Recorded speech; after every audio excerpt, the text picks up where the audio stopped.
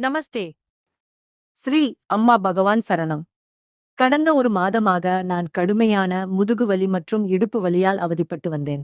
ஒரு பிசியோதெரபிஸ்ட் எனக்கு சில உடற்பயிற்சிகளை செய்யுமாறு அறிவுறுத்தினார். அந்த பயிற்சிகளை செய்த பிறகும் வலி தொடர்ந்து கொண்டே இருந்தது. உடற்பயிற்சி செய்ய 45 நிமிடங்களும், நடைப்பயிற்சிக்கு மேலும் 30 நிமிடங்களும் தேவைப்பட்டன. எனக்கு உடற்பயிற்சி செய்வதோ அல்லது நடப்பதோ அறவே பிடிக்காது.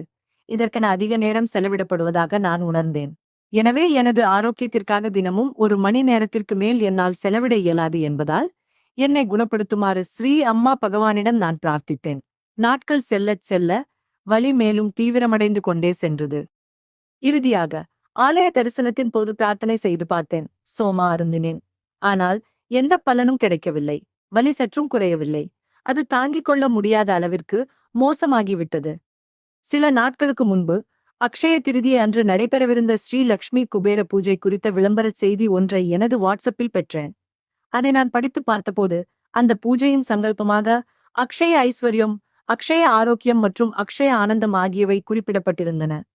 அதைக் கண்டதும் எனது பெயரில் அந்த பூஜைக்கு பதிவு செய்யுமாறு எனது சகோதரியிடம் கூறினேன். பதிவு செய்த 12 மணி நேரத்திற்குள்ளாகவே எனது வலி முழுமையாக மறைந்துவிட்டது. நான் முற்றிலும் வியந்து போனேன். நான் எந்த உடற்பயிற்சியையும் செய்யவில்லை.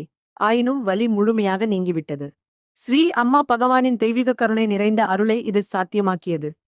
இந்த தெய்வீக ஆசீர்வாதத்திற்காக அன்பிற்குரிய அம்மா பகவானுக்கு எனது மனமார்ந்த நன்றிகள். மஞ்சுஜி, கோவை, தமிழ்நாடு.